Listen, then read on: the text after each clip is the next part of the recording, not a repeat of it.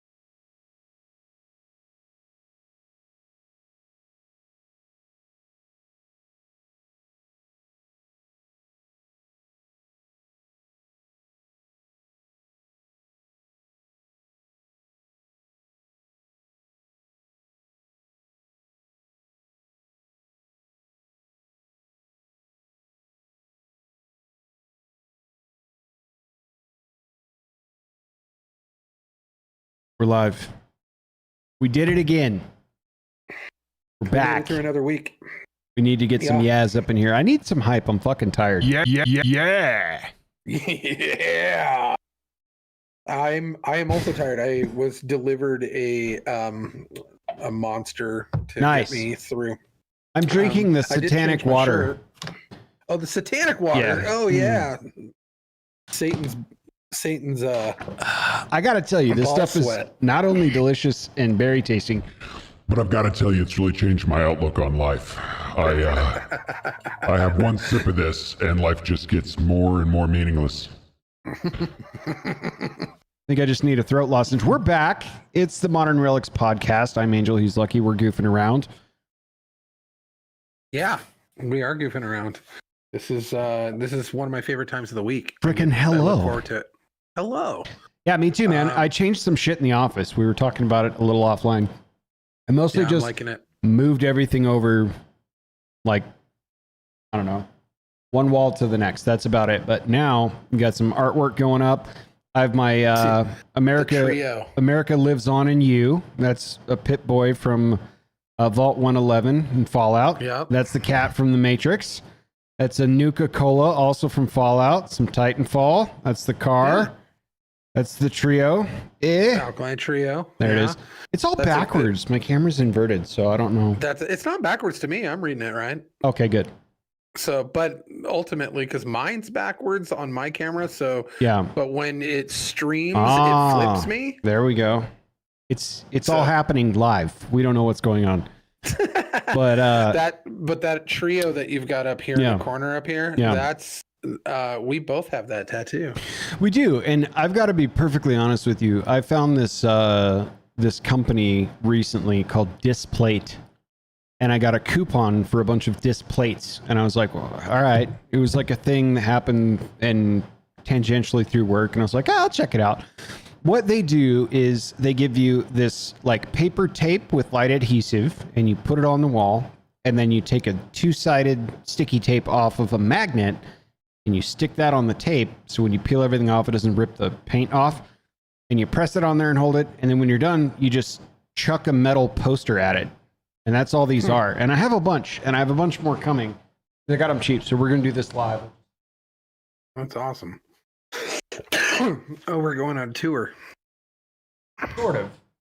Oh, okay. This is Mia Wallace. Oh, yes, it is. And I have a bunch of Pulp Fiction stuff coming, which I'm really excited. I have like Jules and Vic Vega and all them dudes. Exciting. We actually just sticks to the wall. That's so great. Those are beautiful. Yeah. That's what a cool concept. I know. Really like I'm that. stoked. I was like, this is fucking great. And then these are all matte finish ones. I got some like put a link in the bio for that one when we're all done. Yeah. We'll see if they want to be affiliated with this podcast. But I'm just saying, I like cool products, and when I find them, I have a whole. I'm much more analog than digital than you are. So like I have a kiosk in my tattoo station of all the local businesses and stuff that I support. Yeah. And I will like, if I really believe in someone's product, I will like, give me a stack of cards and I'll stick them there and I'll promote it like I'm their salesman. Yeah. And it's just because I really like, I like promoting quality work. I like promoting local business. I like promoting that kind of stuff. So when I see something as beautiful as these things are, which is really cool, they're really unique. Yeah. In the regard of just even the functionality of them is super cool. So and awesome. If you have, and I have photography, I could probably showcase. I'm a little self-conscious about some of the wild landscape photography I've done. But if you give them a digital portfolio, you can sell your own artwork on Displate and you get commission for each person that orders an artwork of yours. And so you could get some kickbacks of becoming a Displate family member or whatever. And then they have this thing where like, hey, we're going to plant a tree for every one of these that you buy. So they have a running total of how many millions of trees they've sold or planted. But the cool part is the high gloss ones are like a couple extra dollars. And I got these gorgeous like macro photography shots of cherry blossoms from Japan.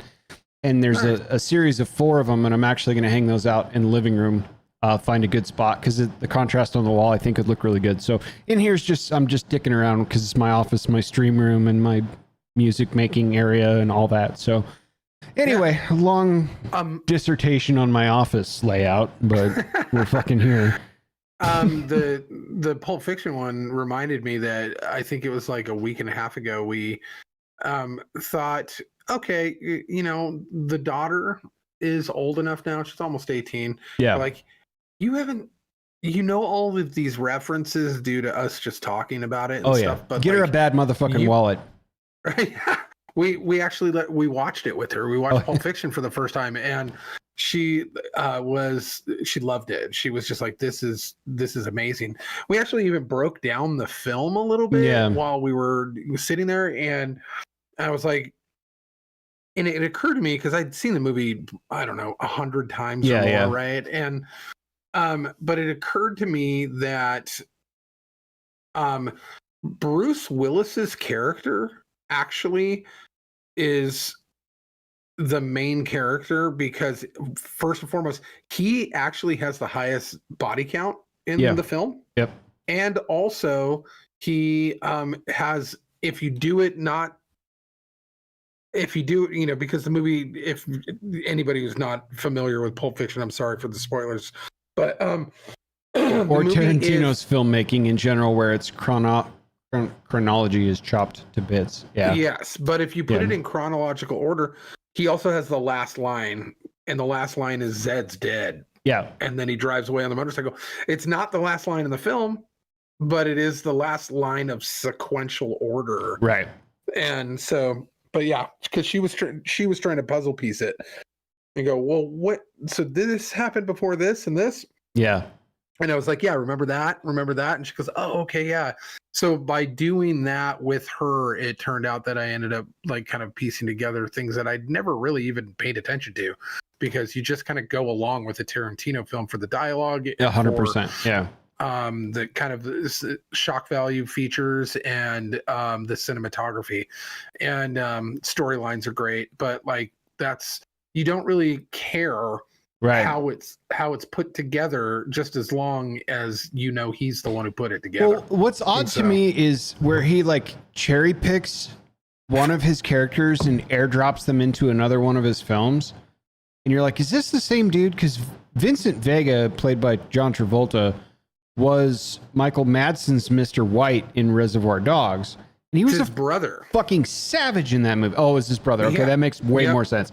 Yeah, they're brothers. Dude, this is like not the same dude that we're meant to believe. Yeah. So, but he has these like threads that kind of weave through a lot of his different movies and stuff, which I'm a big fan of. You should take her through Memento next and watch the film, then watch all the black and white scenes in order, and then watch all the colored scenes in order. Three movies in one. Yeah, it's great. Yeah, so and that's on the list of like, because she's always asking me now, like, Dad, what's the next cool weird movie? You know, I want to see another cool. If you thought Carrie Ann Moss was weird, we're gonna check out Memento on Friday night at the Barnard House. Yeah. So, yeah. Well, it's a new week and it's new stuff to talk about. It is. I could get into sports. I could tell you that the most intriguing thing in professional football that happened was a score of 70-20, which made it look like a high school football game. But that's not what's dominating the headlines. It's the fact that Taylor Swift was in the skybox because she's potentially dating the tight end for the Kansas City Chiefs. I don't give a fuck. I'm like, whatever. Sad for that guy. He's going to be one of her next songs. Like, right. Historically, things have not worked out well for her exes, so I'm just like, whatever. No. Yeah. Maybe that's why they get into it. They're like, man, I want to be memorialized in a song forever. That I don't want to be a Taylor Swift song pretty much ever for any reason, even if it's an uplifting one. Nope. Yeah, I'll stay away from that. But what I was seeing going around was that it was due to her presence that they got the 70 runs or the 70 points. Oh, like no, that was their different game. But yeah. It was a different game? Yeah, it was the Dolphins ran up the score on somebody by 70-20 concurrently while she was at the Chiefs game in a Chiefs jersey, presumably dating Travis Kelce. In the skybox with his mom.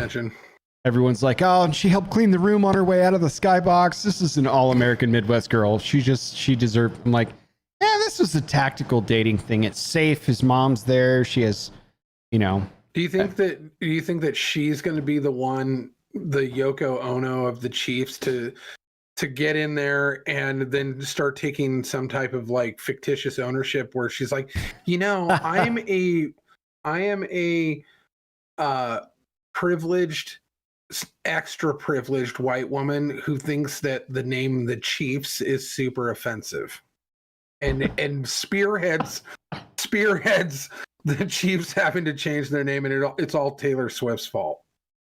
She has the capability of that. She does. This is what I want to have the caliber happen. Of woman she is.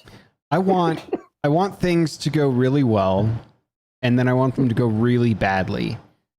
And I want Usher to somehow not be the halftime performer and it defaults to Taylor Swift. And so she gets to sing the breakup song about the guy that's in the halftime locker room if the Chiefs make the Super Bowl.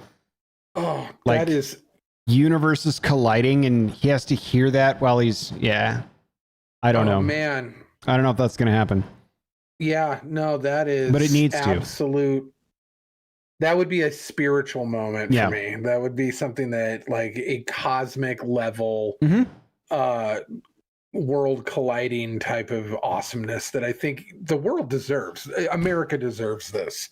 America deserves for all of those stars to line up, and that she's literally crying on stage while she's singing to the dude that's standing over there, and he's like throwing his hands up, and everyone's like just watching and panning back and forth with the camera. That was like when they did that'd be great. The Missy Elliott halftime show or whatever, and it was like, oh my god, Missy Elliott's doing the halftime show. Suge Knight just killed another dude. The 90s are back. Yeah.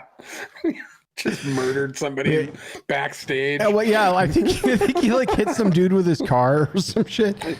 I don't know.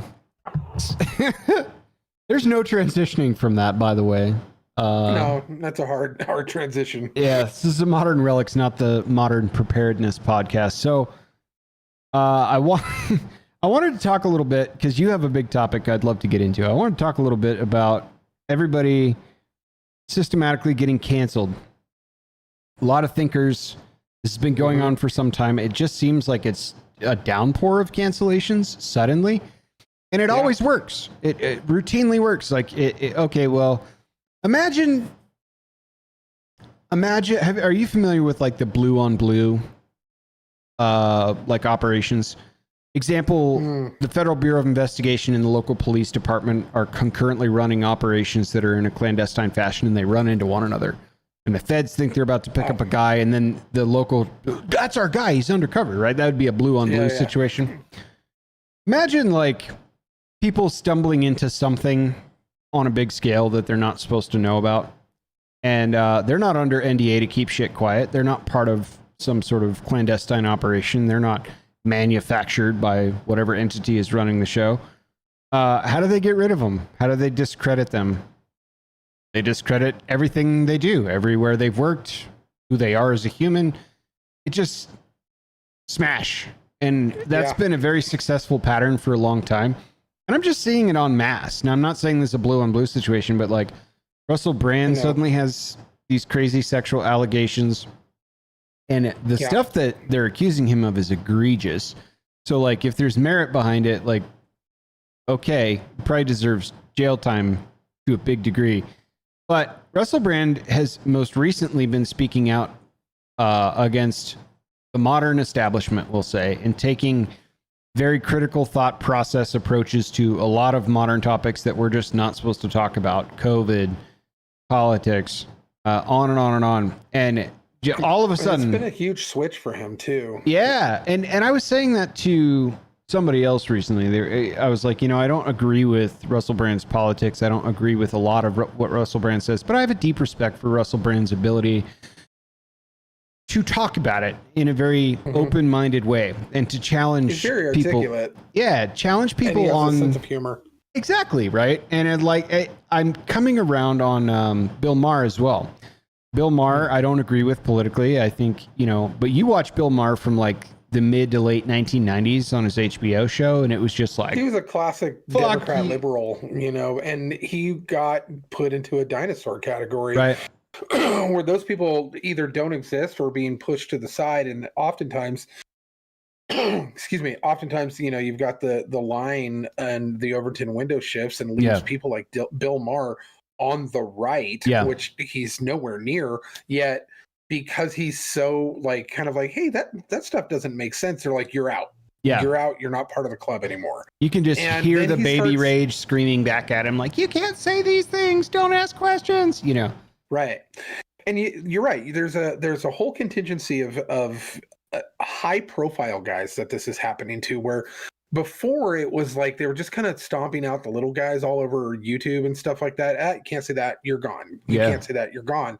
And that happened for, since basically 2018 was the big purge all the way through, COVID. Yeah. And I'm more familiar with a lot of those kind of lower level guys, but like big guys like the Tates and Bill Maher and what's his name?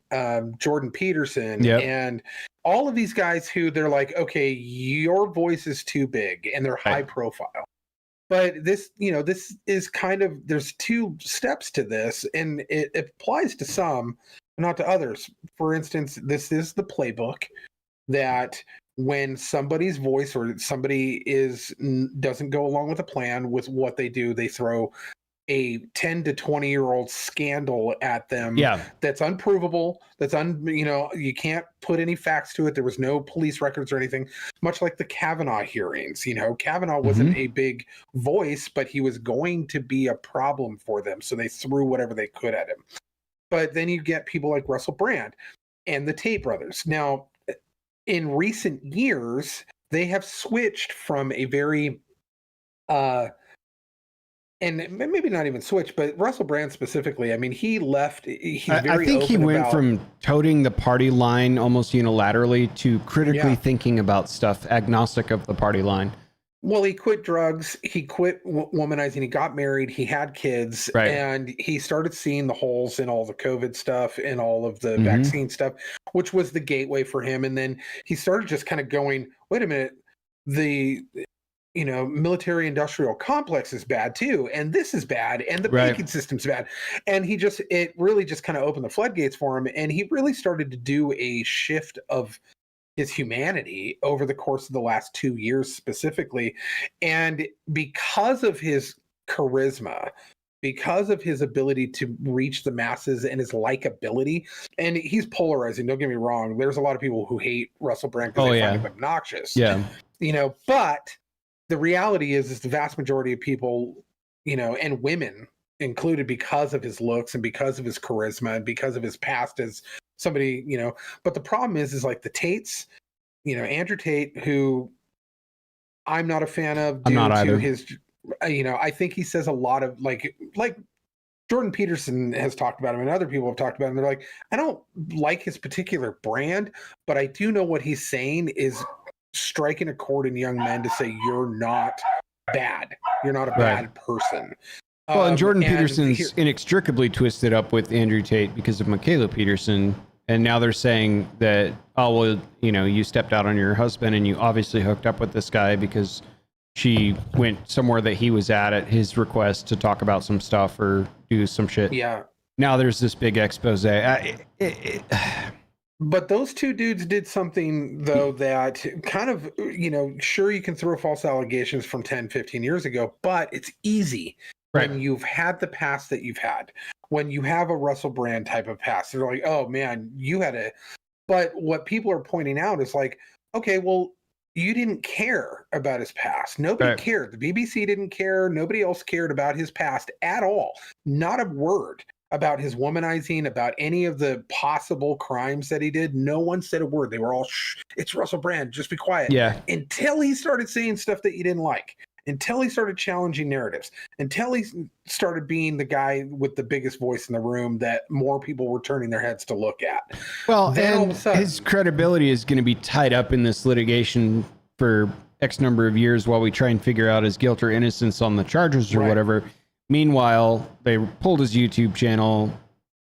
All of his monetization. And what's the scariest part is the British government actually emailed Rumble and TikTok and one other, and even Facebook.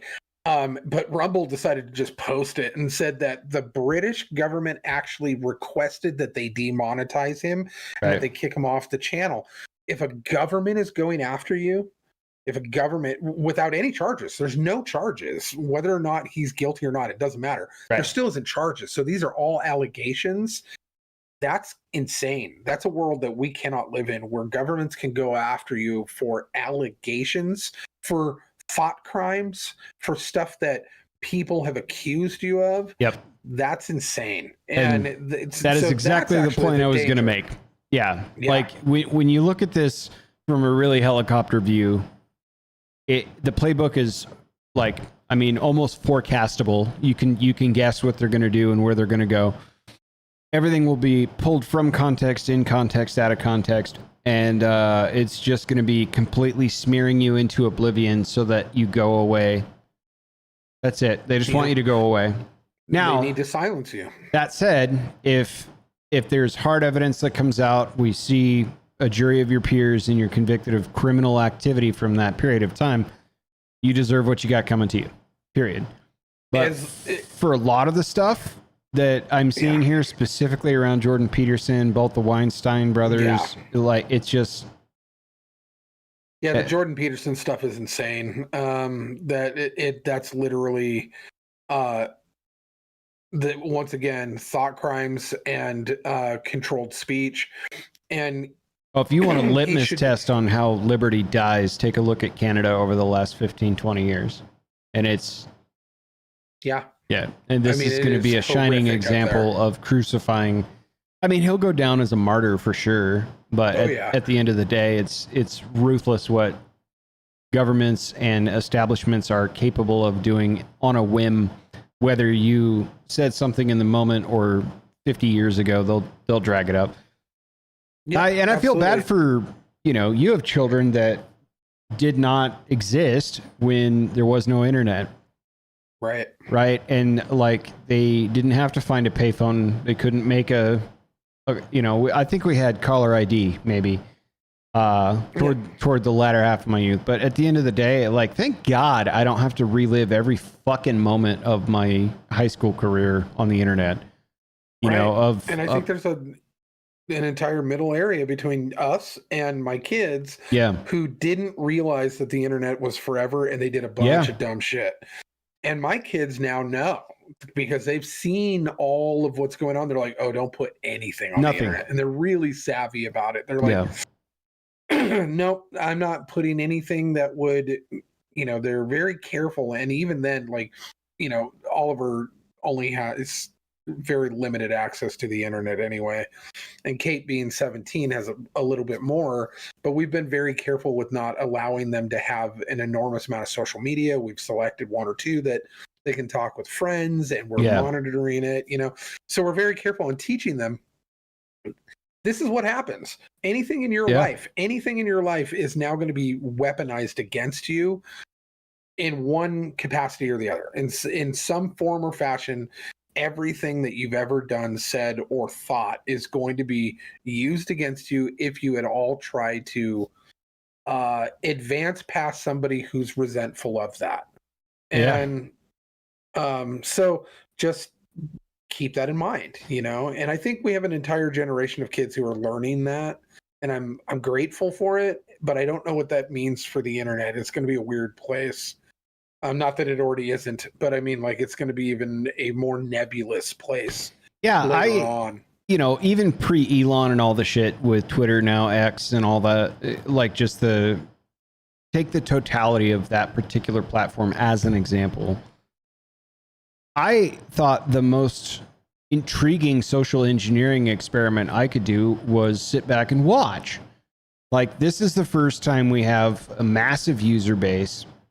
And I can get on growth company versus sustainment and how I feel technology's in a midlife crisis. And I have good quality reasons to articulate that, but maybe for another pod. But as an example, this is the first time we have a large mass of people on a single platform that can say and do stuff in whatever it was, 140 characters or less at the time, with zero purpose. Just to watch. Like, when we used to gather for stuff, community events, town halls, carnivals, church, school, there's purpose to be there. There were frameworks, there were rules, there was a social contract. Not here. And it took seconds for it to become what I refer to as the bathroom wall of the internet. And it's got its own life cycle and its ebbs and flows, and I can kind of predict where I think things are going with it and stuff. But ultimately, I find it fascinating to see how much stock people put in that platform for their news, the information about what people say, how people scramble to delete their accounts and their old tweets before they run for office for something because they just know they're going to get dragged. It's a wonderful example of social engineering at its finest. Agnostic of where you think, you know, who's pulling the strings or whatever. It's incredible to me because this is not how human beings act or interact ever in any other established form of medium, we'll say. Media, it's become the norm. But it's fascinating to me. Like, I've actually studied this for a long time. Like, there is no purpose for this whatsoever. And yet, it is the knife that finds its way into your back whenever you're outspoken or you're public figure, or you come to prominence for something, or you run for office for some other reason. It's ammunition for a gun, and it shouldn't be, but it is. Right. It's scaring good people away from running for office specifically for that reason. Yep. And the internet is, without a doubt, like the back of half the computers in this country. It is the apple of Eden. Mm-hmm. It is the information, the tree of knowledge, and what has happened is exactly what its intended purpose is for, is that, we know a lot of stuff, but we know too much. And that's our question to the audience today. Did you use a turn signal or an indicator when you were merging onto the information superhighway? But I know a lot of good people around even these parts that were like, I'm like, you should run for city council, or you should run for that, or school board. Scared you because they said something on the internet? Yeah, they're like, it's not worth it. It's not worth it, them dragging my family's history or stuff that they dig up on me from years and years ago, and then it'll just hurt my kids and hurt my wife. It's not worth it, And they're right. Yeah, that stuff eats at your soul to the point of no return. Like, yeah, as if people don't change their values and their thoughts chapter by chapter throughout their life, as if that's not something that they can do. Yeah, I mean, I've come around on a lot of pretty outlandish shit that I've said before and publicly stated, I was wrong. Like this, I'm looking at things in a different light. Now, part of that's the evolution of me getting older and having a different perspective. It also has a lot to do with circumstance and environment and, financial stability and, all the different things that life has twisted and turned from. So I don't know if there's a point to this. I'm seeing more and more and more critical thinkers, whether I agree with them or not. I enjoy hearing them kibitz about stuff and arguing with them or watching other people argue with them. Yeah. Just getting absolutely painted over by the cancellation machine. And I don't know what it's going to take, because the truth will always come out, and even then it doesn't really work against cancellation. There is no real mechanism, so people just keep doing it. Yeah. And I think it's gross, but I'm just noticing a lot of people I enjoy, I don't get to see them as much or consume their content as much. Yeah. Because they're not there. For instance, like tonight, and I'll be watching this after we're done. I watch Tim Pool. Sure. Pretty much every night. It's kind of Beanie like guy, right? Talk show. Yeah. Yeah. So, and he's far more kind of middle of the road libertarian for me, but he's a smart kid, and he's come around on a lot of his views, especially like Second Amendment and First Amendment views, and he's actually very, very, he's a very brilliant kid, especially one that never got out of ninth grade and was a skateboarder for most of his life in Chicago. But he's very articulate. He's a good thinker, and he always has really good guests on. And tonight, actually, after I'm done here, I'll be watching it. He has Carl Benjamin on, and Carl Benjamin was at the very forefront of kind of this cancellation of thinkers, internet thinkers, where he's from England, and he went by Sargon of Akkad for a long time, and then now he has a podcast called The Lotus Eaters, and it's like one of the biggest podcasts, actually. Right? Yeah, they're great. And Carl Benjamin created that, and he, but he started off just doing kind of philosophical and political commentary stuff, but with like a avatar of like Sargon of Akkad from history, and was just kind of going through that kind of stuff. And then he got outed, and then he just started doing his real name, and then he ran for office of some kind in the parliament in England, and he didn't win, but he caused waves. But he was one of the first people kicked off of Twitter, deplatformed and demonetized. Yeah, he was he was part of Gamergate really early on. That whole thing. So that was kind of the genesis of all of this. It was like the digital slaughtering of Julian Assange is about the only other story closest to that. But like on a purely digital. Yeah, and he's worked through it. He's come back, and he's actually probably even bigger than he ever was with the Lotus Eaters. He's actually, for the first time in a long time in the United States, Luke from We Are Change interviewed him yesterday, and he's going to be on tonight. I'm actually pretty curious as to, because I'm sure they'll be talking about very similar topics to what we're talking about tonight. But so that'd be fascinating. And it's not new to me. I've seen this happen a bunch, but it is thick, I guess, among the people that I enjoy challenging my train of thought or coming up with concepts and creative things.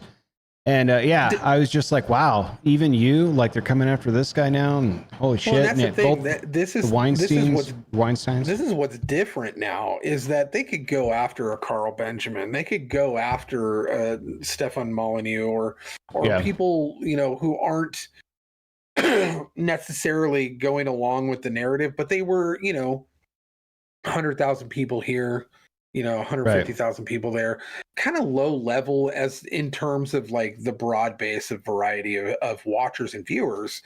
And it definitely had a following, but not enough. If you shut them down, the vast majority of normies aren't going to notice. They're noticing when Russell Brand gets shut down. Yeah, for sure. They're noticing, Andrew Tate is like, that's a factor of millions though, too. Right. Like they're exactly. Yeah, for sure. This is a different level that they're working on now. Yeah. So that's why it's so significant, is that if they're going to go after Russell Brand, no one is safe. Right. Carlson isn't safe. None of them are safe. No one's safe. And if they're willing to go after that kind of level of celebrity, to shut his voice down, not to go after him in a Charlie Sheen, R. Kelly kind of way, but just to shut his voice down. Or like that dude from the 70s show, Danny Masterson. Yeah. Somebody who's, I know, which is also strangely, that's like my daughter's favorite all-time TV show. She's watched it over and over again, but she's just like, yeah. Well, that brings up another interesting argumentative point that I got into recent-ish with a coworker of mine. Was do we throw the baby out with the bathwater when it comes to separating the art from the artist? Example, can you still enjoy watching that 70s show for some yucks because it's the fucking sitcom? Everything's tied up in 32 minutes or whatever it is, right? Like, I'm not 18 celebrating minutes. that person in his real life. I'm celebrating the character of Hyde. And they couldn't. I'm watching Hyde. And I'm like, you cannot do it? No. And I'm like, you can't sit there and tell me that, like, and Michael Jackson, by the way, beat 2 cases while he was alive, and now posthumously they have this thing come out, the documentary or whatever. I'll never listen to him again. Wait a minute, what? Like, you can't sit down and watch American Beauty or LA Confidential without being like, Kevin Spacey's fucking. Yeah, and they couldn't. No, fuck him. Fuck that. Erased from my memory. It's gone. And I'm just like, okay. Because those are real examples of some real fucked up people. I'm not defending the person. I'll just let's put that out into the internet. Yeah, no, that's not what you're doing at all. And I think that there's a difference between recognizing the art that this person has already put out and that it's good art. You can't deny it. But then also monetarily supporting them within the context of their current if you don't agree with what they're doing or if they got convicted of something, from that point on, there's a line, I think, and I don't think it's wrong to cut a line there and go, okay, I can enjoy Thriller, but I'm not going to enjoy but certainly there's companies you used to buy product from that went a different way, and you stopped buying product from them, and you might still have a hat or a t-shirt or you know. I'm not going to stop wearing my Nike shoes. Right. Car or house or shoe or exactly. And because of the fact that, there was no analogy I could make in this argument, by the way, that where Redacted was just going to come off their high horse. And I'm like, this is why we're not tight, because the second I fucking say something, then the whole history of me is I'm memory hold because of 100%. Something you disagreed with. Yeah, it's wild. Yeah. Anyway, that's the crappy society we live in. Anyway, let's talk about something else. Yeah, you brought up something very interesting to me a couple days ago about Rome and man and the association there. Maybe some thoughts. Unpack that for us. What are we talking about? So obviously it's gone viral all over the internet where there has been some, a doctor and an author both brought this to the forefront and the attention, and somebody made a video about it, and then it just leapfrogged through the internet, and it became very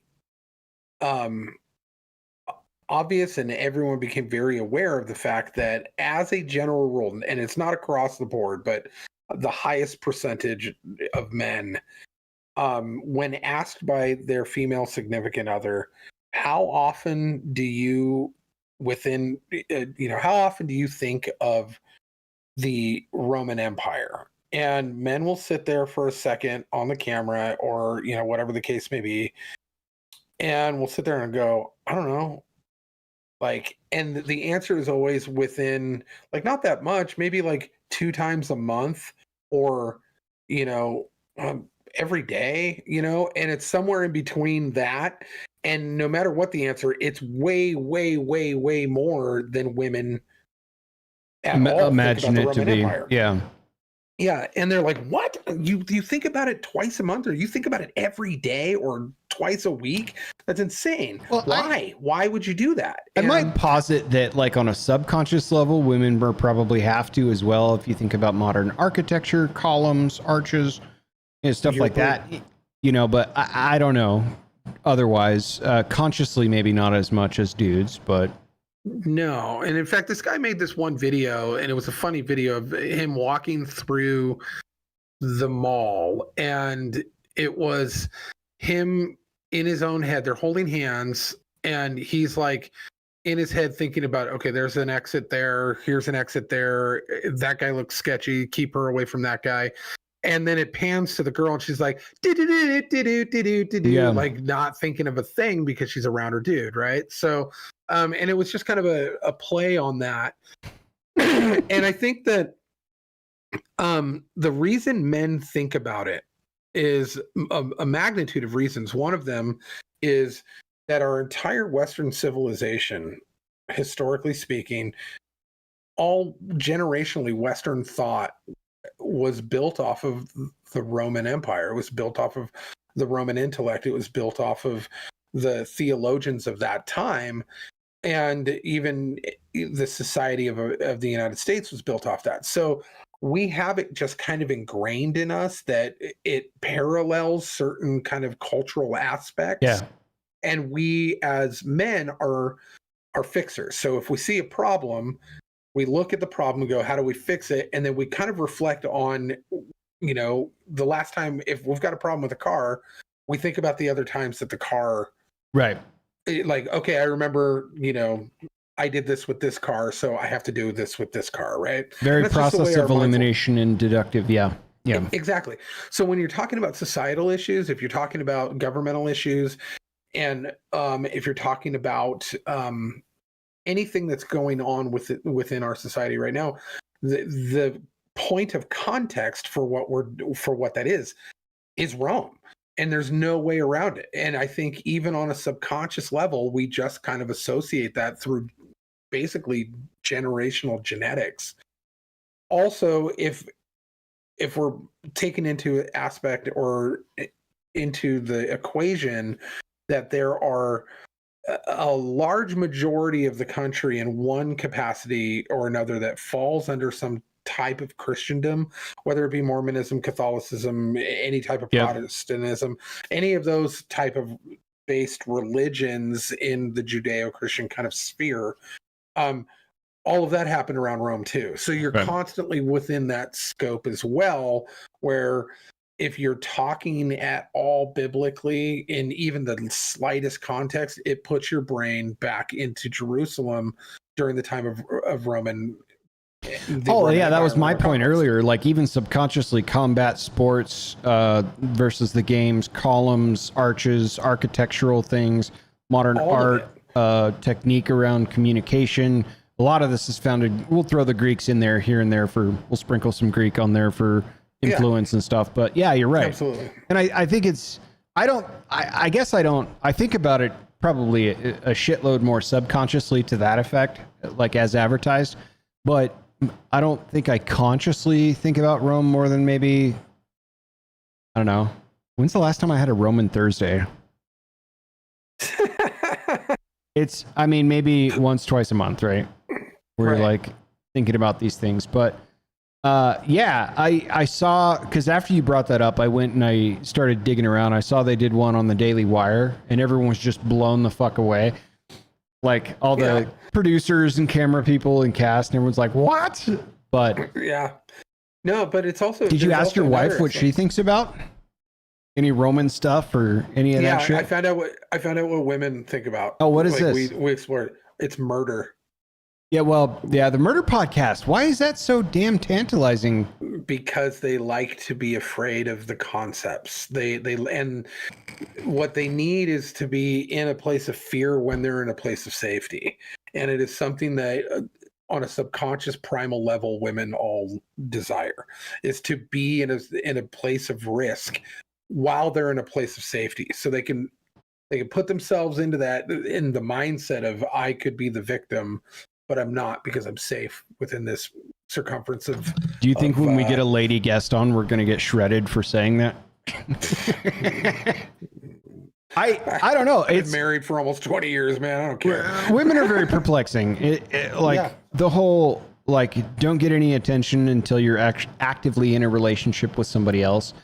And every guy's been through this. Like, where the fuck were you 6 months ago? Before you started dating. Yeah, and you put a ring on that finger, and dude, it's like, is this a subconscious desire to want what you can't have? Is it, is it beyond that? Is it pheromonal because I'm exuding some sort of extra sauce confidence than before? I don't know. Women are extra sauce confidence. Yeah. Women are interesting creatures that I will never understand. In fact, I think when mankind does understand women, it's like that moment right before death where you're like, I got it. And then you're just gone and no one will ever know. Murder mystery. That is what they think about a lot.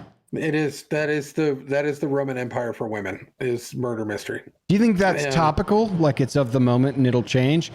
Like, right now, podcasts are just what's accessible. Yeah. Women live in the current. Men live in historical past, which is why we like World War II, World War I, which is why we like all of those things. World War III. There are obviously exceptions to that where women are more analytical to a historical context. But if we're talking about averages, if we're talking about the vast majority, women are in the moment creatures. We are, even if you want to subscribe to the kind of the caveman theory, they were inside putting berries away and cooking things. And we were sitting on the edge of the cave going, hey, remember when that other tribe with those weird shields came up and slaughtered that whole other town? Right. Maybe we should keep an eye out for those guys. And so we're always remembering. That's why, for the most part, historically, men were the storytellers. They were the passers on of knowledge. And it wasn't always the case, but almost predominantly, historically, culturally, everywhere. Right. But that being said, that's the thing, is that right now men are reflecting on the bread and circuses. We are seeing that in society right now. And so we look back on Rome because that's where the terminology came from. That's where most of our language came from. That's, all of our Latin-based languages came from Rome. So almost all the context that we could ever possibly kind of even dip into on a day-to-day level of just average day living somehow is connected to Rome. And it just drives us to that. And also just, well, with the contextual, were fun and cool. They are. So were the games too, but that's more of a primal dudism, I think.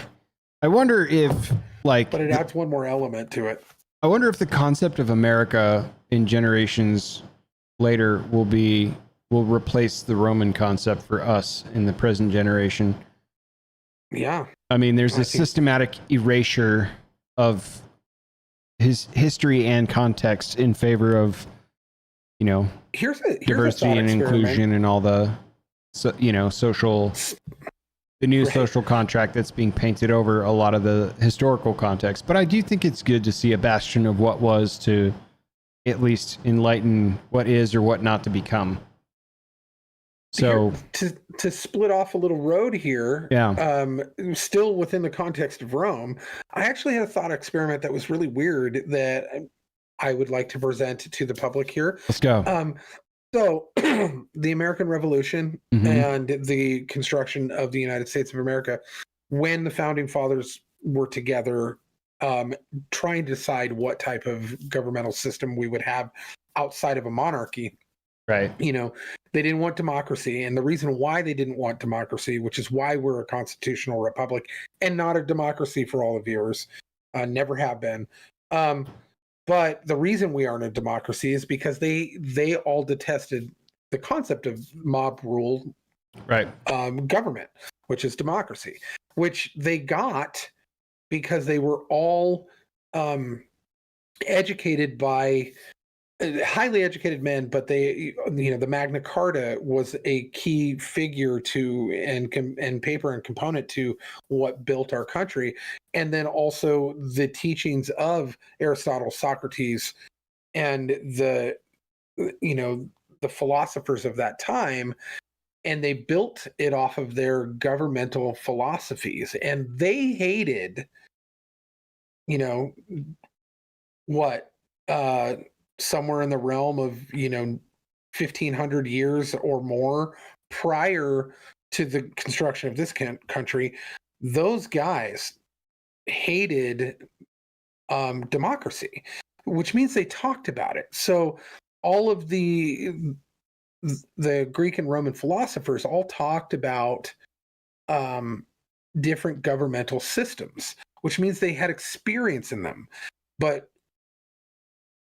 where? At what point before Greece and Rome was there ever a society that was sophisticated enough to have explored democracy to its end? Because it would have taken many, many, many, many years. Right. It would have taken many generations in order to see whether or not it succeeded or failed, and what its failings were and what its successes were. And if they hated democracy on principle, on the idea that no, we've seen what that produces, we don't want that. At what point prior to that time frame in our ancient history did they have generations of democracy? What civilization was that? Because there isn't a historical context for it as far as we know. You go into Babylonian, they weren't. All of them were kingdoms. All of them were top-down blood lineage kingdoms. So at what point were they reflecting on a society that they witnessed go through a democracy that failed, that made them hate it so much? And that's something I can't seem to historically figure out. So if any of you viewers have any ideas or know the answers to this, because I'm just a dumb guy who colors on people, put it in the comments. I want to know. That's a question for you guys. I don't think they were listening to lectures from Greta Thunberg. Fairly confident. Yeah, right. That wasn't part of the lexicon back then. It wasn't some teenage cross-eyed girl from the Netherlands that was teaching them about planet conversations and how dare you? Dare you? Did I tell you about my super secret Greta Thunberg paraphernalia? Crush. Oh, paraphernalia. Okay. Yeah. So you have wait. First of all, I didn't know there was such a thing. Second of all, you have Greta Thunberg? Greta Thunberg, or however you want to pronounce it? I'm building some. Oh. So I'm going to put a really nasty supercharger or turbocharger on my car, and it's going to be even worse in fuel mileage. And that very popular photo of Greta, like when she's arguing with somebody and her nose is all scrunched up and she's like, that screenshot or whatever. So I'm actually having that vinyl printed, so when you open the hood of the car and you look at the engine, you see Greta's face under there. Like, yes, all of the yes. Oh, I cannot wait to see that. Yeah, I was like, this is too good. Perfect. Can I have it in like 3 foot by 3.5 foot increment? Where's this going? It's gonna go underneath the hood of my car. So when you open it up, there's Greta just. Just getting all of that blood right in her face is going to be the best. It's going to be awesome. I realize that's a little childish as I say it out loud. I also don't care very much, and I'm still going to do it. Good. I approve, and I think that anything that. Go ahead. I was going to say, I thinking back to your thought exercise, I wonder how good they were at extrapolation on like, listen, we have a prevailing idea that works, and over a long enough period of time, it will continue to work if this is the societal founding. Or let's run lab experiments on paper on a long enough timeline of other societal constructs that are, a democracy by nature versus a constitutional republic versus a monarchy, which has been the dominant hierarchical structure throughout modern history, right? Like, so. And they had the intellect to do that. I believe that they were of that caliber of intellect that they could probably have wargamed it on paper. But I also don't think that I think that they were smart enough to realize that even wargaming it on paper discounts and disconnects that concept from human nature and from a bunch of other things that because they would not have been able to calculate. I think that there's a point of reflection that they would have had to have had. I would imagine they would have said, we're noodling around with stuff that has extremely significant consequences. So they probably did their due diligence, to your point, but at what end is a really good question. Because, I'm trying to bounce the timelines around in my head, and I can't seem to think of an observational period. Atlantis is what they were basing it off of. That's where I was going with that. It's possible. It's possible. All possible. Who Greta Thunberg is from Atlantis. And who built the pyramids? And how did that get from there to the founding fathers? And much more when we come back. That's a good topic. It's gonna sit with me. And I think now that it's in my conscious, I'm gonna probably start thinking about Rome a lot more and being like, oh yeah. It's really interesting. Aaron asked me before I even heard of this, and I thought that she was just coming out of the blue with it. Yeah, that's a weird left field question. Yeah, I was sitting on the couch, and I'm just like, what? And then I like sat there and I thought about it. I was like, I want to say it like weirdly, probably every day. And she's all, really? And I was like, yeah. But I mean, I'm kind of like in the weeds with like politics stuff and history stuff, so it makes more sense for me than the average guy, but like, but yeah, I would say probably every day, like, and without, there might be a day or two skipped here or there, but for the most part, the Roman Empire comes up in my thought process fairly frequently. So probably to a worrisome amount. It's a good question for the audience, though. Hit us up, Modern Relics Podcast at gmail.com. Let us know how often you think about Rome. The Roman Empire, Caesar's Palace, Las Vegas, debauchery, rabbit hole.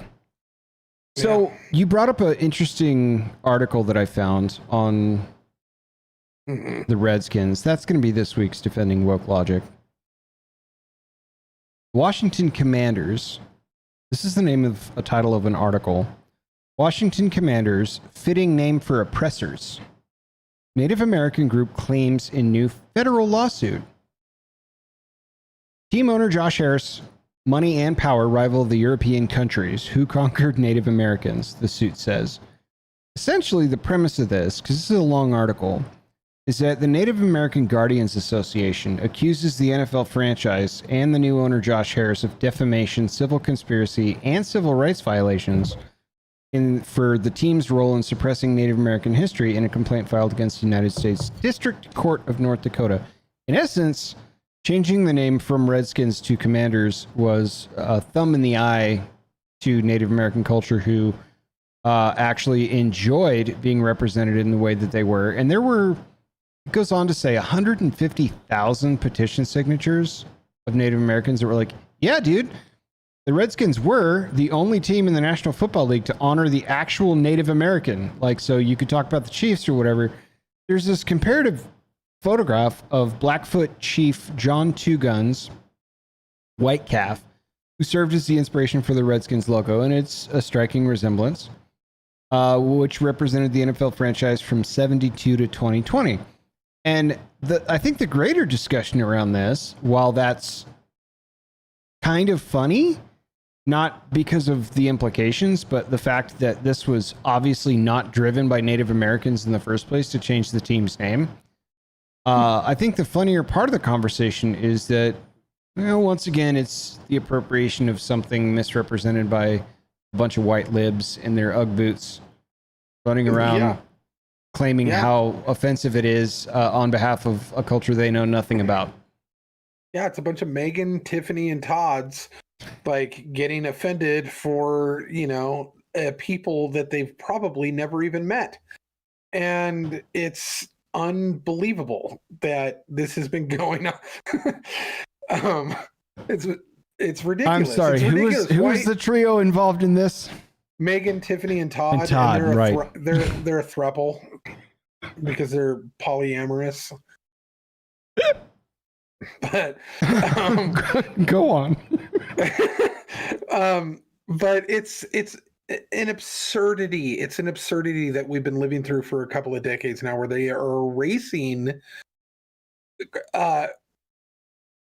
in a backwards way, they're erasing the people that they're trying to help in their own ridiculous way, which I'm not even convinced that that's what they're trying to do. I think that they're just truly racists.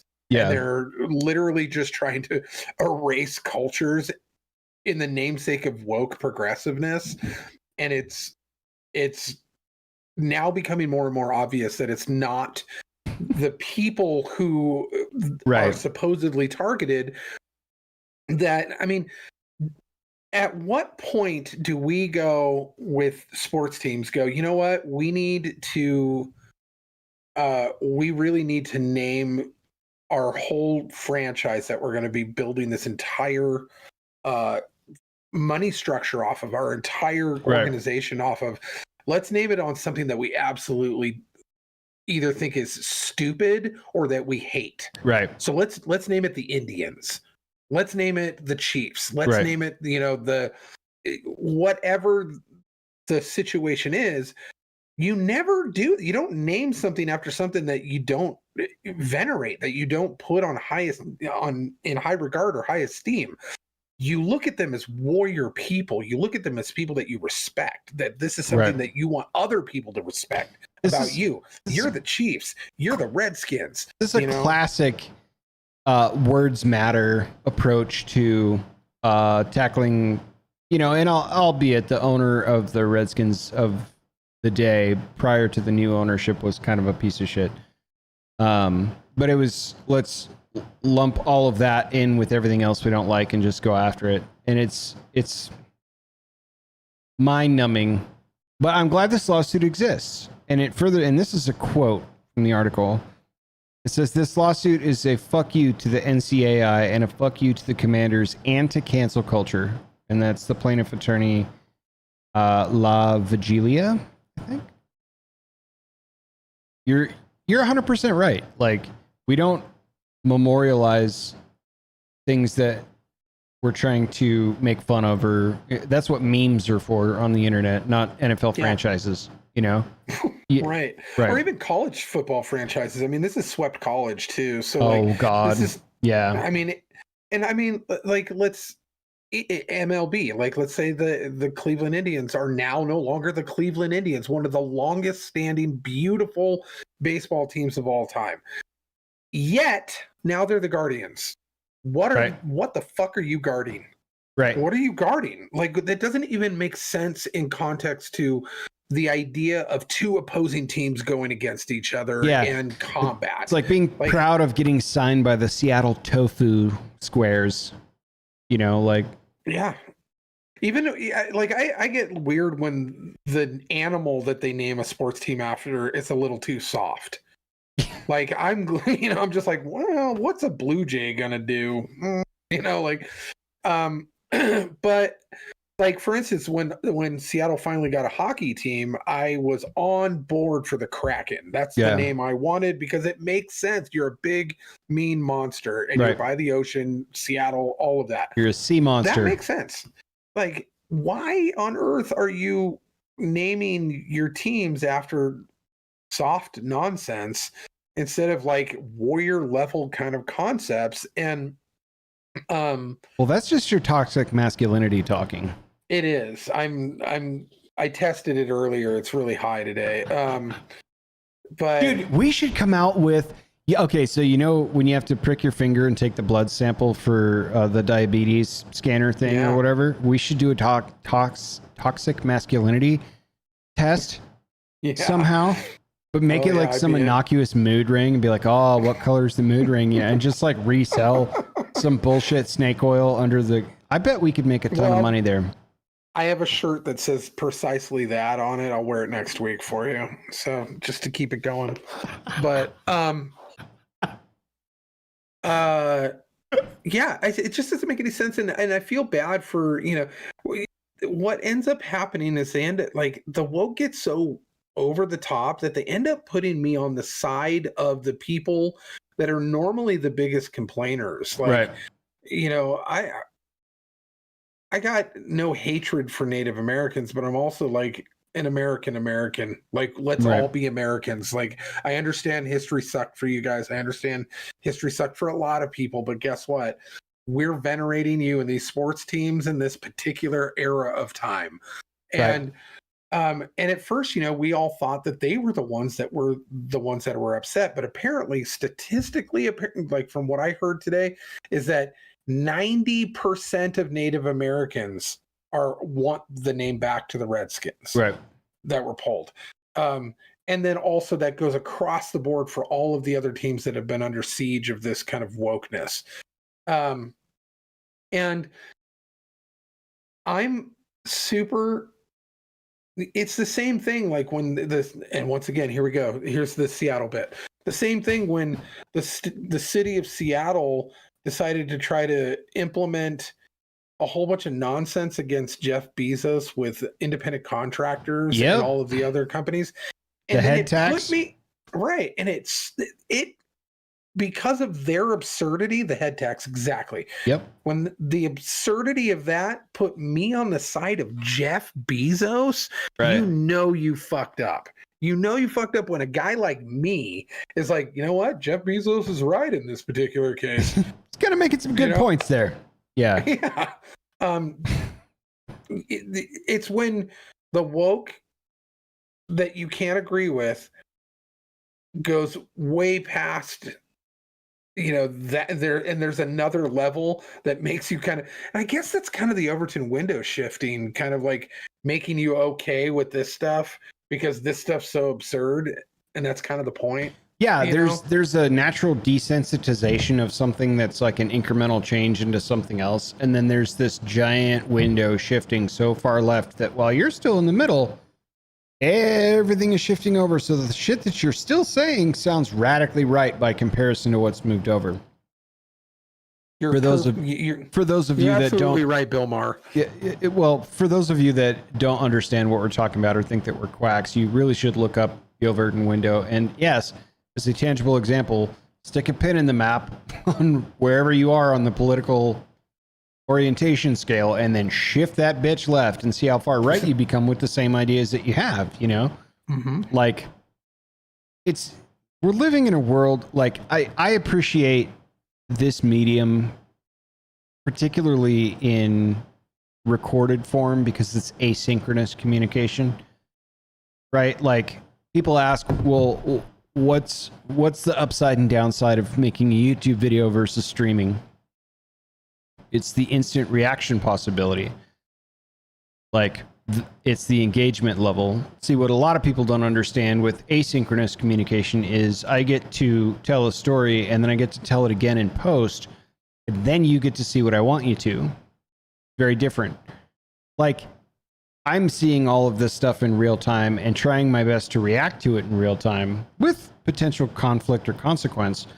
But en masse, when nobody says or does anything or talks about this stuff or conceptualizes things or works shit out in real time, we're so used to having this polished asynchrony where it's just fed to us and we just get to consume, and then you're just labeled one thing or the other. It's kind of a dangerous game to play.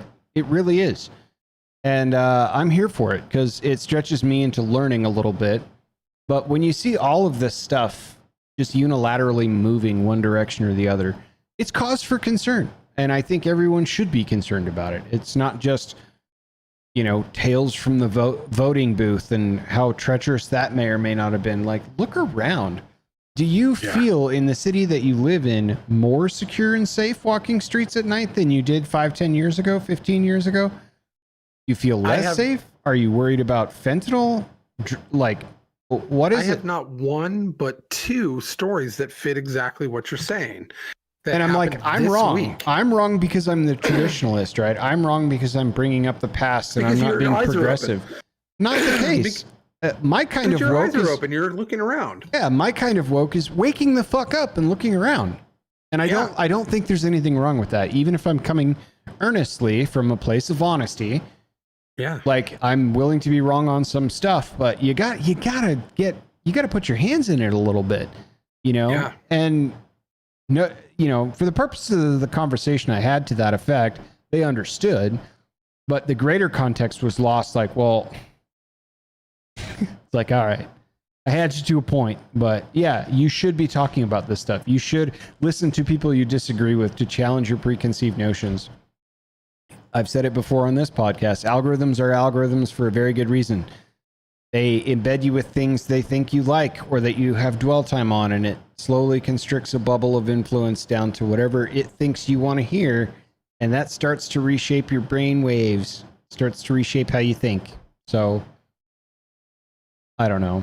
A lot of this is happening at a very high rate of speed, and I'm not sure where we diverge from that when all the good critical thinkers are being canceled and all of the windows are shifting as left as they can. Academia's got their head up their ass. Critical race theory is now a thing that's being codified in the public school systems. California just passed a thing where, like, the health and welfare of a child is now predicated on your belief in their gender affirmation. Like, it's just an onslaught, and it's coming from everywhere. Every angle, every single angle. And with the critical race there, the CRT stuff, I mean, all they do is repackage it and rebrand it under a different terminology, SEL or portrait of a graduate or whatever the case may be. But also, like, the one thing that I am seeing though is that when people who have their blinders on and are being fed the algorithm and aren't really recognizing the world around them, the problem that ends up happening is the world ends up kicking in their door, and in an almost literal sense. And it is a shock to the system. And then before you know it, they're like, oh, wait a minute.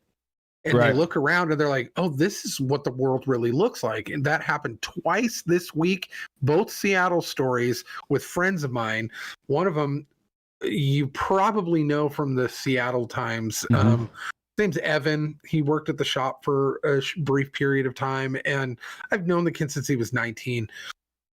And through all the COVID stuff, he kind of woke up. Like, didn't become woke, but became awake.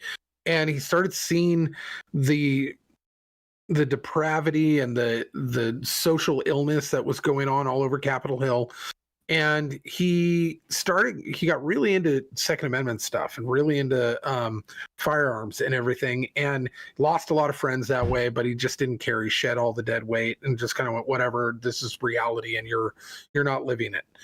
And he'd been planning on moving over here. He'd been talking to me for a while, trying to move his way this way to get out of Western Washington. And him and his girlfriend were just kind of trying to make the right moves and plan it out. And then he got kicked. He literally got his door kicked in. So he lived in a secured apartment. Him and his girlfriend were at work, and the apartment across from him had somebody move out, and they cleaned it out and they left the windows open in order to air it out. Well, 2 drug addicts came in through the window, did a bunch of drugs in the empty apartment, walked out the front door and looked directly at his front door, and kicked it in, splintered it, and stole 4 AR-15s, fully kitted out, like $8,000 a piece, like with all the optics and everything on it. Like, he puts money into his weapons. And they stole those and then a few other things and left. Well, they were even loaded. And so he thought, I live in a secured apartment. It shouldn't be a big deal. Well, it was. And then they got home after a call from the landlord, and they got home at 11 and called the Seattle Police Department 6 times. And they never showed up. Firearms are missing. They never showed up. Yep. They had to, after midnight, had to walk down to the police station and actually file their report in person because they would not come to the house. At the same time that this is going on, a good friend of mine, Joel, who'd never been to Seattle, he's from this area, and he's actually from California, but he'd moved up here years and years ago, but he'd never gone to Seattle. And he had to go to the airport to fly down to California to go visit his daughter. Yeah. And said he was going to have some downtime and wanted to check out Seattle, having never been there. So he shows up, and he calls me and goes, what should I do while I'm there? What should I see? I was like, well, don't go here. Don't go there. Don't do that. Don't do that. Funny how you have time frames. You have many places not to go check out. Very few places. Like there's more warnings than there are. Like, you know, like you should be able to go, oh, you should go check out this restaurant or this thing. And I'm like, don't go here during these time frames. Yeah. And so, dude, you're going to love this. This is just, so the dude, you know, after getting my recommendations, he goes up to go visit some people, takes the light rail up, because he's staying at a hotel in SeaTac, and then comes back to find that within, like, I don't know, 18 hours of him being there, he had his catalytic converter taken from his car, just yanked right off of it. And he's just like, what? And then he had time to kill because he was waiting for insurance and the police reports and stuff. So he decided to go up and, like, he goes, he took buses and stuff. He goes, he had just come from LA, and he said, it's worse than LA. Oh yeah. It was a war zone everywhere I went. And I was like, yeah, I told you, man. I told you. And he goes, I totally believe you now. It like blew his mind, opened up his eyes, and went, oh, this is reality. This is actually what's going on. And so now Evan came over for dinner. Joel got back. His car's getting figured out, but both of them had a very sobering, real experience of what's actually going on around them, and instead of the fictitious thing that they're being fed from their algorithms. Yep. And so, yeah, dude, like I have a friend of mine who has a buddy that I haven't met, but he kept taking screenshots of their conversation with one another and sending it to a group thread I'm on. And essentially, like, this homeless person was like kicked out a window and climbed into this guy's car and was just living in this dude's car. He went to go start it up to go to work that morning, and there was a dude in the back seat, and pulls over, tells the guy, like, hey, get the fuck out, whatever, blah, blah, blah, files a police report, or tries to. They force him to download an app to then pull up like a police report that he fills out, and it was not significant enough of a situation to warrant sending an officer to actually surveil the situation and see how things were. And to my knowledge, and I'll follow up with him, that it's still an open police thing and the insurance just had to deal with it. Simultaneously, a guy that I work with started his car in the driveway, walked inside to grab his hot coffee cup while the car was warming up, and walked back out. And on his security camera, a truck pulls up, some meth lady pops up out of the bushes out of nowhere, hops in his car, and just drives off with it. He gets a bunch of interest and information spun up on all the community forums. They spot his car in 3 or 4 different places. And the police said, it'd be easier for your insurance to write it off and get a new one than for us to do anything about this, so we're not going to. And, oh, that's your car that I can physically see over there? When I get some time, I'll run the tags and the numbers on it to make sure. He had the insurance claim done, a new car purchased and delivered to his house from like one of those Carvana places where you just order one and they drop it off, and had his temporary registration and was driving it before, I think for 2 or 3 months before the police said, yeah, we found it. It's completely totaled. All the windows are busted out, and you should file an insurance claim. He's like, I already wrote it off. Like, I've moved on. You guys aren't doing your jobs at all. That's yours now. Enjoy city. Yep. Like that now, the city property. Good for you. And it was a Mini Cooper. It was a really nice little Mini Cooper that he had just taken from him, and I got to follow that story firsthand from him. Well, secondhand, but from his firsthand perspective, sharing it out. It's absurd. I still had the video on my phone of this chick just popping up out of the bushes like a meerkat, hopping in his car and driving off with it. Yeah. Seattle is that bad. It is that bad. Yeah. So, and I hate that we cannot seem to steer away from taking shots. It's our weekly take shots at Seattle here on sorry guys, Relics you podcast. Yeah. When you got to come, you got to come. Like I'm sorry, but that's the same thing with a mouthy dude who doesn't know how to shut his mouth sometimes. Like that's Seattle for you all the time. Dude, and that's why I've been saying, I'm like, I could see the chalk outline forming around that city. I had to go. Yep. I had to go. Yep. Finally, you normally bring up a movie that you've watched. Yeah. You didn't watch one. I did. I would recommend it. Called The Big Short. It has, I'm going to struggle with names because I didn't actually do any homework on this, but the guy from the American Office, Michael Scott, that guy. Okay. Steve Carell. It has one of the hot Ryans in it, not Ryan Gosling. Gosling is like narrating it. It's the premise is about the 2008 housing crisis and figuring out that most of the bundled securities that were being repackaged and sold had really dog shit loans underneath them. And you can follow this back in real time. Companies like Fannie Mae, Freddie Mac, and Countrywide Home Loans were basically just writing multiple, not just one home loan, but multiple home loans to people that were like security guards, strippers, like, there's no equity underneath all this stuff. It's like literally what HGTV built an entire series of shows on. Like a couple shows up, she's a school teacher and he does like magic trick for birthday parties, and they have like a $3 million budget kind of thing. Yeah, that's what that was in real life, like not just on TV. Very much. And anyway, there's a group of dudes that figure out how to short these bonds that were too big to fail, and they made trillions of dollars on it at the expense of the American economy, watching it crumble because it was going to fail at some point anyway. Christian Bale's in this movie. And it's funny because they come up with a lot of and I'm familiar with this because I passively study it and whatever.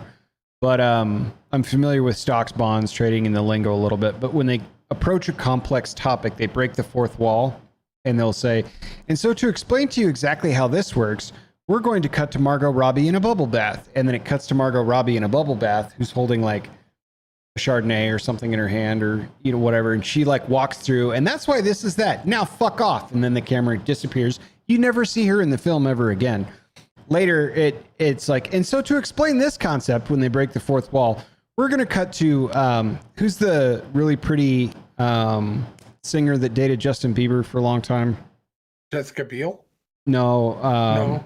She was like a Nickelodeon kid, I think. She's a very prominent recording artist now. A Spanish girl. Aguilera? No, way younger. She dated Justin Bieber. Oh, Justin Bieber.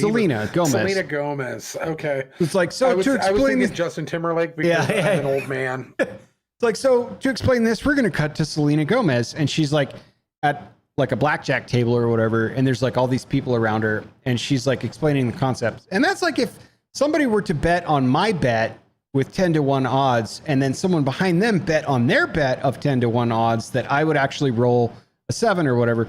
And it like actually films all this, and she kind of like blows on the dice and rolls and goes, "Oh no, I lost," and like walks off the table, and you can see the cascading effect of trillions of dollars worth of bets behind her, like getting absolutely imploding. And then it never cuts to Selena Gomez ever again. It goes right back, like whips right back into Wall Street with all these different characters. I love this. I love this narrative, this storytelling. Very well done. Like there's just a cavalcade. Like the two main characters, Gosling's kind of the narrator. The main character is kind of Steve Carell and simultaneously kind of Christian Bale. And they're coming from two different like points of view on the same problem simultaneously. Very well done. I recommend it. I was thoroughly entertained on what is generally a pretty dry topic, unless you're a weirdo like me that follows the stock market and shit. Right. Yeah, I recommend it, dude. You should watch it. It's called The Big Short. I think it's on Netflix. I think that's where I watched it. Was Netflix or Amazon. That's generally where I consume content, like movies. But really good. Cool. Wildly talented cast. Super well put together, and pretty fun to watch. Also kind of heart-wrenching to watch, because if you're like us, you lived through that period of time and it was no fucking joke. But the signs were there. Right. Yeah. Well, what year did this come out? Oh boy. 2016? 2017? Something like that. Does that sound right? Let me look it up. Hold on. Yeah. I'm going to say I have the internet box right here. The Big Short film. 2015. 15. There you go. Yeah. Yeah. All right. Yeah. I'm definitely going to probably put this on tonight to put my, oh man, it's got Brad Pitt. Yeah, everybody's in it. Yeah. Jeremy Strong, who kills it. Marissa Tomei's in there. This is crazy. Yeah. So I'm gonna check this out, because it's one of those movies that kind of fell out, like wasn't on my radar. Yeah. Because I didn't care about the subject matter at the time, and so it was one of those ones that it just didn't appeal to me, and now it does. And so I'm like, ooh, I need to go revisit that. And for me, like I do, and it was, but it just fell off my importance list to the point that I forgot about it. Like I always meant to watch the movie, and I was like, we'll check this out. Really good time though. It was super entertaining. So I'll put the wife to sleep to that one tonight. You're like, sweet dreams of Roman empires and murder mysteries. All right. You got anything else? Is that it for this week? I think that's it, man. I think I'm pretty tapped. I think I'm supposed to go do dinner again. It involves chicken of some kind, but the whole family's gone. So I think I'm here alone with the dogs. Nice. So, but wife's at a meeting, kids working, and the other one's at a friend's soccer game. So I'm just here with the animals. Nice. Well, I've got a few town hall meetings that are supposed to be hitting the schedule for my district coming up. So I'm hoping I get to do Tales from Town Hall. That'd be rad. The Nevada stories. So I'm going to try and get involved a little bit there as we go. And I want to real quick point this out to our viewing audience, is that, look, in the grand scope of things, I'm an old man who has kids and have been married, but I still am what would be considered, especially from what I've been told, is I'm still kind of a cool guy. You're a cool guy. We're cool guys. We're like still. I'm the coolest guy I know. You are. Yeah. And I've known a lot of you, but you're the coolest one. But that being said, public civics and local politics is actually really cool, and people need to understand that. Like, it's actually fun, it's actually important, and it's not boring, and it's something that every one of you guys should get involved in some capacity. I agree. Go to one meeting. That's all you do. One meeting a month, and make that your focus. You don't have to do like my wife does and goes to 70 plus of them a month. She's a junkie. But that being said, go to one and see if you can make an impact in that one. Do public comment. Go up there and say, and pay attention to the stuff that they're doing, and then let people know about it. Talk about it. Make it part of your repertoire of things that you know. Yeah, put it in your daily lexicon. Now, if that's for the introverted among you, if that's too much, and I'm not an introvert, do yourself a favor. Just go. Make it a fun thing to just go do. Go get a hamburger, whatever, coffee, then go. Try to introduce yourself to just one person. And I think what you'll find, which is pretty funny, is someone will be like, oh, well, who are you with, or where do you work? And your answer should be, I just live here. Just interested in what's going on. You're going to learn a lot. You're going to learn a lot of how stuff just gets shoved through the system sometimes, or what people choose to fight about while they're there. The people you vote for aren't used to having an audience. Correct. They're used to doing all of these things to empty rooms. Yep. And being able to just get away with stuff because no one's there to check them. And all you have to do is just be in the room with eyes. That's it. All you have to do is just put your eyes on them. And then all of a sudden they're like, oh, maybe I should rethink that because I don't know who that person is. But even without being in the room, like, let's say you're next level introverted and you can't be in those type of public situations or don't want to be, all of them are online. Right. You can actually join their Zoom calls or go to their YouTube channels. You can actually do that. And they see from their computer screens that people are watching even from the computer screens. And you still get the experience of knowing what they're talking about, knowing what's going on in your local community, and being able to go, hey, I don't agree with that. Or, hey, they're doing a good job. Whatever the case may be, get involved. Put your fingers on the pulse of what's going on around you instead of complaining that you don't have any control at all. It's very important. Yeah. And you're going to learn much more about what's really spoken about than anything that might have hit the nightly news highlight about initiative XYZ that got pushed through at 123 timeline, right? Yep. So yeah, it should be fun. It should be really fun, or it won't be fun at all. But I'm still going. So yeah, they're not always winners. I usually try to make it inviting. Did I tell you I actually petitioned just so it would be on public record, the city that I live in, for the petition to try and get plans to dig a moat around my house? No, they're like, yeah. I thought. They're like, wait. I feel like I should have been the first person you told before even the city. You want to do what? I'm like, I want a permit for a moat. Could you explain to me a moat? Is this like an addition to the building? Not really. It's an addition to the foundation around the outside, but within my property lines. It's a moat. Like a medieval moat? Like a medieval moat. Precisely, yes. I mean, water shortage stuff aside, like, what are you going to put in there? I'm like, fuck if I know. Alligators, piranhas. What do you put in moats? I'll figure it out. That's my business at that point. I just need the permission to do it. Then they realized I was serious. They were like, no, you cannot have a fucking moat in your district. And I was like, all right, well, I tried. And then I fucked off. They're like, I thought this was America. Yeah. I thought what happened to property rights? Like, well, I believe I said, there goes the plans for the trebuchet as I like walked out the door. When it rains, it fucking pours, huh? But yeah. All right. Well, that's it for us then. That's it for me. Yeah. We'll see you guys soonish. Yeah. Thank you for a fun evening of hijinks and talking nonsense and seriousness all rolled into one. I love it. All right, friends. Next time.